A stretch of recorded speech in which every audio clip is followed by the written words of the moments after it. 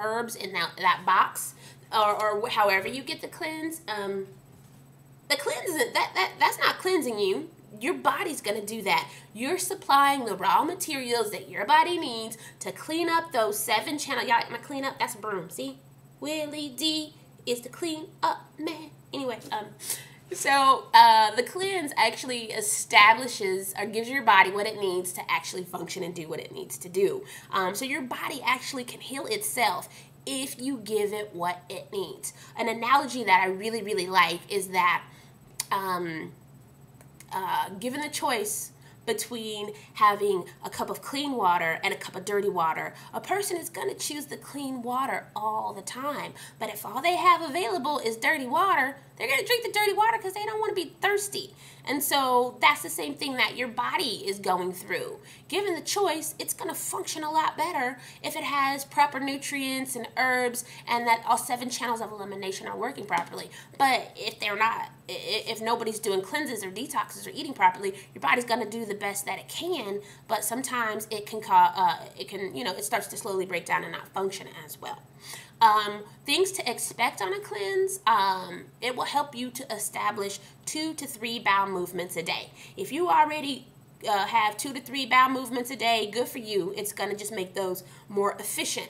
Now, for some of y'all will think, oh my God, going to the bathroom, going poop, making boom boom. Wonder how many how many euphemisms there are for bowel movements. Boom boom, number 2, BM, poop.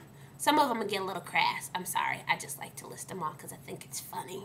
I like boom boom the best. So anyway, so most of y'all would think, oh my God, going boom boom 3 times a day, that's crazy. I don't do that. I go like 3 times a week. But you're probably eating every day.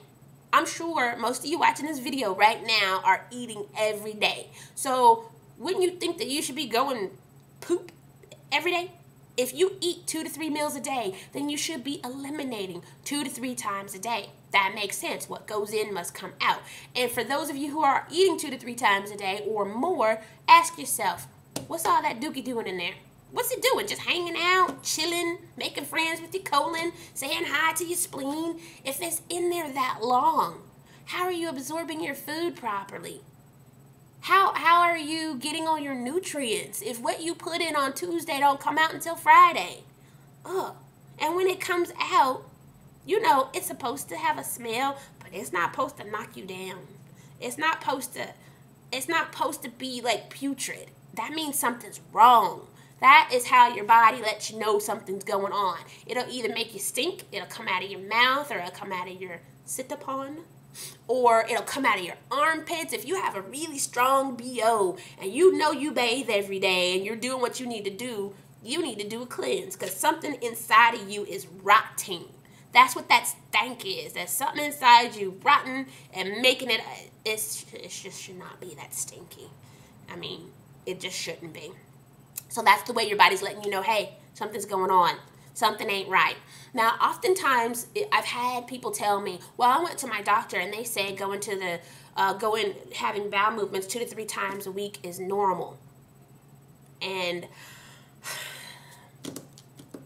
I think a lot of times people and doctors, because doctors are people too, even though some of them think they're God, they get normal and common mixed up. It is common for most Westerners, specifically us fat North Americans, to go to the bathroom, to have a bowel movement 2 to 3 times a day, but that's not normal. It's not. You should be going back 2 to 3 times a day. And in your little food journal, you need to write how many times you're going number 2. You do. Because that's important, because that's how you detox, that's how you get rid of stuff, that's how you keep your colon clean, that's how you avoid diverticulitis and all these other ailments, acid reflux, heartburn, it's kind of the same thing, indigestion, irritable bowel syndrome, all of that stuff. If you are not eliminating properly, that means that stuff is just hanging out in there and it's fermenting and it's going to come out in your breath, and then people are not going to want to talk to you. And if you see people, when you come up to them and you're talking to them and they start doing this, or they just talk like this, they breathe it through their mouth. That's not funny, but it happens. Then you know you need to do something. You might have a rotten tooth, so you got something inside of you that is rotten and putrid and stinky. And anyway, Doing a cleanse is something that your body back in the hunter-gatherer days would have done naturally all on its own because of the way that lifestyle was set up. Now that we are no longer hunter and gatherers, thank God, I'm sure it was a wonderful lifestyle, but I like the internet. Sorry. We have to do this for ourselves.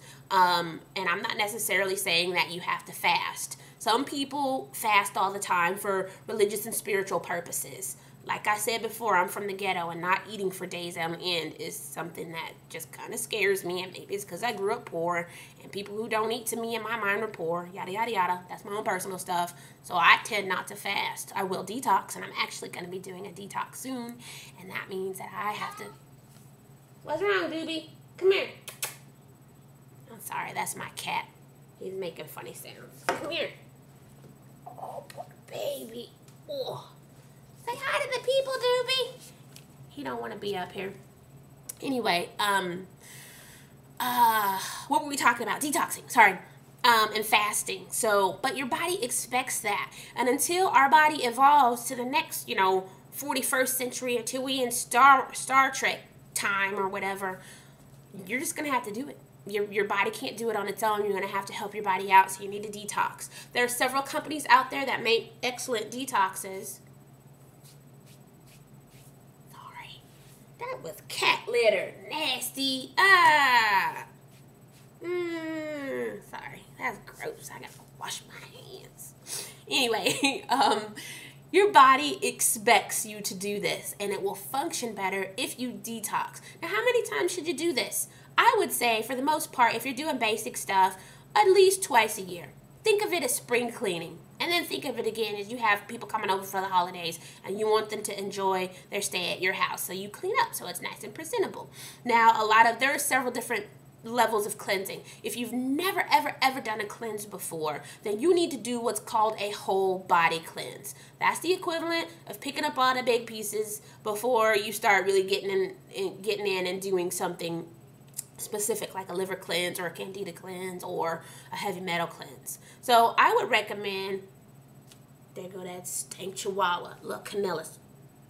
Sorry. Anyway, I would recommend, if you have never done a cleanse before, to start off with about a 2-week cleanse. The 2-week cleanse are really easy, and it requires a less time commitment, because when you cleanse, honestly, you shouldn't be smoking, you shouldn't be drinking.